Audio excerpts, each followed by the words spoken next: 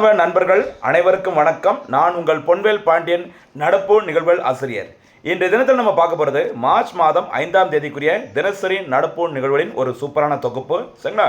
ஆரம்பிப்பதற்கு முன்பாக தலைப்பு செய்தியில் பார்க்கலாம். சரிங்களா? அதுக்கு முன்னாடி 2020 கிரிக்கெட் போட்டி நீங்கள் நல்லா பார்த்துருப்பே நினைக்கிறேன். சரிங்களா? இந்தியா எப்படியோ கஷ்டப்பட்டு ஜெயிச்சு ஃபைனல் போயிருக்கிறாங்க. அது தொடர்பான செய்திகளும் நிறைய பின்னாடி வெயிட் பண்ணி இருக்குது. மக்களை தொடர்ந்து ஃபாலோ பண்ணுங்கள். நம்மளுடைய ஹார்ட் ஒர்க் பிடிச்சது அப்படின்னா நல்லா கொஞ்சம் என்கரேஜ் பண்ணுங்கள், லைக் பண்ணுங்கள். கேட்குற போனஸ் கேள்விகள், சூப்பர் கேள்விகளுக்கு பதில்களை சொல்லி உங்களுக்கான அரசு பணியை ஃபியூச்சரில் நீங்களே கன்ஃபார்ம் பண்ணிக்கோங்க. ஆரம்பிக்கலாமா? இன்றைய தினத்திற்கான நடப்பு செய்திகள் மார்ச் 5ஆம் தேதிக்குரியது. இல்லை ஃபர்ஸ்ட் நம்ம பார்க்க போகிறது வழக்கம் போல முக்கிய செய்திகள், அதாவது தலைப்பு செய்திகளில் ஃபர்ஸ்ட் நம்ம பார்க்க போகிறது தமிழ்நாடு அரசின் புனல் மையம். இந்த புனல் அப்படிங்கிற பேரில் ஒரு மையத்தினை தமிழ்நாடு தொடங்கியிருக்கிறாங்க. அதுக்கு ஒரு இலவச அழைப்பு எண்ணையும் தமிழ்நாடு அரசு அறிவிச்சிருக்கிறாங்க. என்னன்னு சொல்லி பார்க்கலாமா? அடுத்தபடியாக ISO 3100002018 அப்படிங்கிறது ஒரு சர்டிஃபிகேட். அந்த சான்றிதழை பெற்ற முதல் இந்திய பொதுத்துறை நிறுவன வங்கி எது? ஓகேவா? அந்த செய்தி பார்க்க போகிறோம். அதுக்கப்புறம் கலைஞர் கனவு இல்லம் அப்படிங்கிற ஒரு திட்டம் டெய்லி நியூஸில் வருது, நம்மளும் பார்த்துட்டு தான் இருக்கணும், வேறு வழியே கிடையாது. கொஞ்சம் பாருங்கள். அடுத்தபடியாக தமிழ்நாடு அரசின் கலைச்செம்மல் விருது எதற்காக யாருக்கெல்லாம் வழங்கப்பட்டது, அது ஒரு லிஸ்ட்டு பார்க்க போகிறோம்.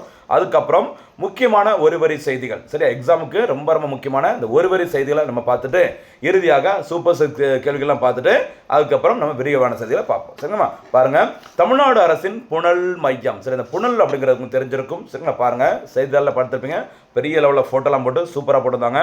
இந்த புனல் மையம் தொடங்கப்பட்ட நாள் மார்ச் 4ஆம் தேதி 2026. நேற்று தினத்து தான் தொடங்கியிருக்கிறாங்க மக்களே. சரிங்களா? இதோட பார்த்துக்கோங்க, இது ஒரு தமிழ்நாடு ஒருங்கிணைந்த குடிநீர் குறை தீர்வு மையம். சரியா? தமிழ்நாடு ஒருங்கிணைந்த குடிநீர் குறை தீர்வு மையம். சரியா? அதுக்கு வச்ச பேர் தான் புனல். ஓகேவா? பயன் குடிநீர் விநியோகம், தரம் மற்றும் தட்டுப்பாடு தொடர்பான அனைத்து புகார்களையும் 24 மணி நேரமும் பதிவு செய்வதற்கான ஒரு மையம் தான் இந்த புனல் மையம். சரிங்களா? ஓகே, பாருங்க, தொடங்கியது யாருன்னு சொல்லி பாருங்க, தமிழ்நாடு குடிநீர் வழங்கல் மற்றும் வடிகால் வாரியம், TWAD, அந்த துறையானதான் தொடங்கியிருக்கிறாங்க. சரிங்களா? இந்த சேவை மூலம் மக்கள் 1916 என்ன நம்பர்மா நோட் பண்ணிக்கோங்க, 1916 அப்படிங்கிற ஒரு கட்டணமில்லா ஒரு டோல் ஃப்ரீ நம்பரை அறிமுகப்படுத்திருக்கிறாங்க. ஃபோன் நம்பர்லேருந்து இணையதளம் வரைக்கும் அறிமுகப்படுத்திருக்கிறாங்க. எதுக்கு? நமக்கு வந்து எங்கெல்லாம் தண்ணி சரியாக சப்ளை இல்லை, குவாலிட்டி சரியாக இல்லை, எங்கெல்லாம் தட்டுப்பாடாக இருக்குது, இது தொடர்பான அனைத்து புகார்களையும் தெரிவிப்பதற்கு தான் இந்த 1916 அப்படிங்கிற டோல் ஃப்ரீ நம்பர். ஓகேவா? இணையதளம் எல்லாமே சொல்லியிருக்கிறாங்க. இது தவிர ஒரு மொபைல் செயலி கூட அறிமுகப்படுத்தியிருக்கிறாங்க. அந்த மொபைல் செயலியின் பெயர் புனல் சிட்டிசன் ஆப் அப்படிங்கிறது மறக்காதீங்க. சரிங்களா? தமிழ்நாடு அரசால் தொடங்கப்பட்டது. அடுத்து IOB வங்கிக்கு ISO 3100002018 சான்றிதழ். சரி, இந்தியன் ஓவர்சீஸ் பேங்க். ஓகேவா? பாருங்க, இந்த சான்றிதழை பெற்ற முதல் இந்திய பொதுத்துறை நிறுவன வங்கி IOB ஆகும். சரி, இந்தியன் ஓவர்சீஸ் பேங்க் பார்த்தீங்கன்னா ரீசெண்டாக ஒரு சூப்பரான சான்றிதழ் கொடுத்துருக்காங்க. இப்படி இந்த சர்டிஃபிகேட் வாங்கின first Indian public sector bank எதுன்னு பார்த்தீங்கன்னா IOB. சரிங்களா? இது எதற்குன்னு சொல்லி பாருங்க, வலுவான நிர்வாகம், அட்மினிஸ்ட்ரேஷன் சூப்பராக இருக்குது.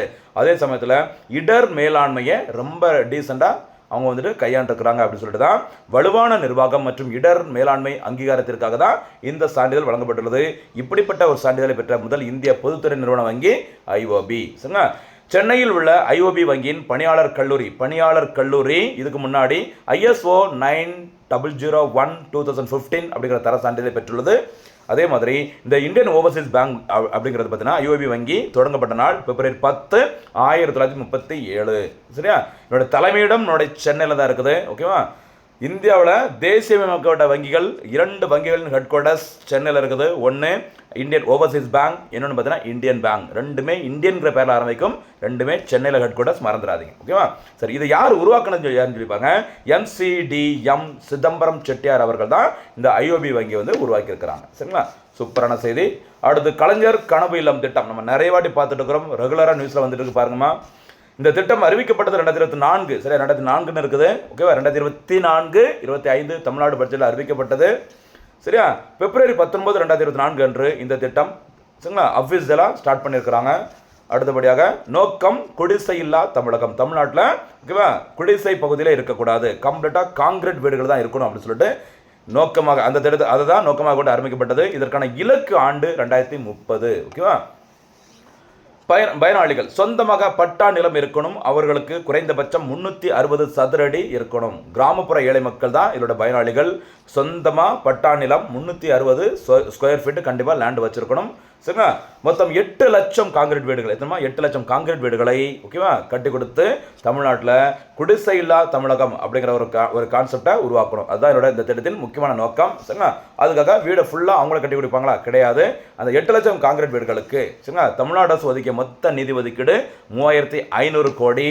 இதில் ஒவ்வொரு வீட்டிற்கும் அந்த 8 லட்சம் வீடுகளுக்கும் 3,50,000 ரூபாய் வந்து பார்த்தீங்கன்னா நிதியாக கொடுப்பாங்க. சரிங்களா?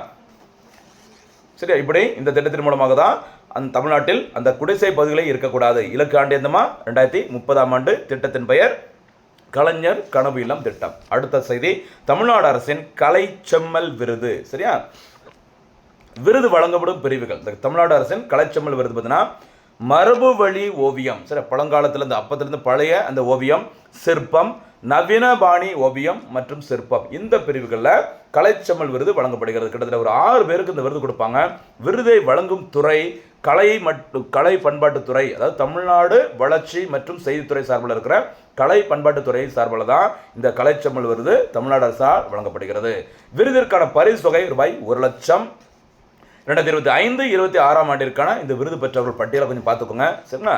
மரபு வழி ஓவியத்திற்கு மா பாலசுப்ரமணியன் அவர்களுக்கும், மரபு வழி சிற்பத்திற்கு ஸ்ரீகண்ட ஸ்தபதி மற்றும் பத்மநாதன் அவர்களுக்கும், நவீன பாணி ஓவியம், அதாவது இப்போ லேட்டஸ்ட் ஓகேவா நவீன பாணி ஓவியம் முனைவர் விஸ்வநாதன் அவர்களுக்கும், ராஜா அவர்களுக்கும், சரியா வில்வநாதன் வில்வநாதன். அடுத்து நவீன பாணி சிற்பத்திற்கு சாந்தி அவர்களுக்கும் இந்த கலைச்செம்மல் விருது தமிழ்நாடு அரசால் வழங்கப்பட்டுள்ளது. ஃபோட்டோட சூப்பராக போட்டிருந்தாங்க. அடுத்து இன்றைய தினத்திற்கான ஒரு வரி செய்திகள். சரியா? ரொம்ப ஒன்லைனரில் இருக்கும், ஆனால் ரொம்ப முக்கியமானது. சமீபத்தில் இந்தியாவிற்கு வருகை புரிந்துள்ள ஃபின்லாந்து நாட்டின் அதிபர் யார் அப்படின்னு சொல்லி பார்த்தோன்னா அலெக்சாண்டர் ஸ்டப் அவர்கள். வந்துட்டு போகட்டும், எவ்வளோ ஒப்பந்தம், என்ன முக்கியத்துவம் அப்படிங்கிற செய்தியை விரிவாக நம்ம பார்ப்போம். அடுத்தபடியாக சிவகங்கை மாவட்டம் மானாமதுரை சிப்காட்டில் MRF நிறுவனம் ரூபாய் 5300 கோடி முதலீடு செய்யப்படும் சொல்லி அறிவிச்சிருக்கிறாங்க. இது தொடர்பாக தமிழ்நாடு அரசு மற்றும் அந்த MRF நிறுவனம் இடையே ஒப்பந்தம் கையெழுத்தாக இருக்குது. எங்க? மானாமதுரை சிப்காட் அமைந்துள்ள மாவட்டம் சிவகங்கை. சரிங்களா? ஒரு போனஸ் கேள்வி, சிப்காட் என்பதன் விரிவாக்கம் என்ன? சிப்காட் எப்போது தமிழ்நாட்டில் உருவாக்கப்பட்டது? இது போனஸ் கேள்வியா? கரெக்டாக கமெண்ட் சொல்ல பார்க்கலாம். ஓகேவா? தமிழ்நாடு அரசின் $1 டிரில்லியன் பொருளாதார இலக்கு ஆண்டு 2030 மறக்காதீங்க. 2030ஆம் ஆண்டுக்குள்ள தமிழ்நாடு எக்கனாமியோட மொத்த வேல்யூ $1 டிரில்லியன் இருக்க வேண்டும். அந்த இலக்கை அடைவதற்கு இந்த MRF மாதிரி நிறுவனங்கள் போன்ற ஒப்பந்தம் ஒரு முக்கியமான ரோல் பிளே பண்ணும் அப்படின்னு சொல்லிக்கிறாங்க. சரியா? அடுத்தபடியாக கேரளாவில் மலையாளம் மட்டுமே இனிமே அலுவல் மொழி. சரியா? இதற்கு ஆளுநர் அவர்கள் ஒப்புதல் வழங்கியிருக்கிறாங்க. கேரளாவை ஆளுநராக தற்போது இருப்பவர் உங்களுக்கு தெரிஞ்சிருக்கும்னு நினைக்கிறேன். சரிங்களா? ஆர்லேக்கர் அவர்கள். சரி, ஆர்லேக்கர் அவர்கள் தான் தற்போது கேரளாவின் ஆளுநராக இருக்கிறாங்க. அவங்க தான் இதுக்கு வந்து ஒப்புதல் கொடுத்துருக்காங்க. இதுக்குமா கேரளாவில் மலையாளம் மட்டும் தான் இனிமேல் அஃபிஷியல் லாங்குவேஜ் அப்படின்னு சொல்லியிருக்கிறாங்க. அடுத்து இன்னொரு கூடுதல் ஒரு ஒன்லைனர் செய்தி பாருங்க. அமெரிக்காவின் மாண்டானா, சரியா, மாண்டானா பல்கலைக்கழகத்தில் மகாத்மா காந்தியின் ஒரு மார்பளவு சிலையானது திறக்கப்பட்டுள்ளது. இப்படி செய்தியில் வந்ததுனால இந்த யூனிவர்சிட்டி எங்கே இருக்குன்னு கேட்கலாம். இதெல்லாம் எக்ஸாமுக்கு தேவையான ஒரு வரி செய்திகள். சரியாமா?